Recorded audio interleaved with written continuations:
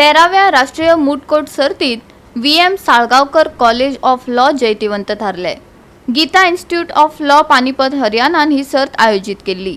हातूंत शार्लिन फर्नांडीस, लामिजा आल्मेदा आणि निलय नाईक हांनी वांटो घेतिल्लो.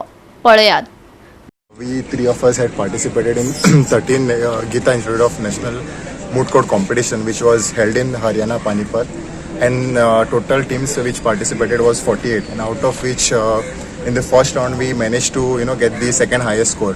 So then we proceeded to quarterfinals. So quarterfinals also our performance was appreciated by some of the senior advocates.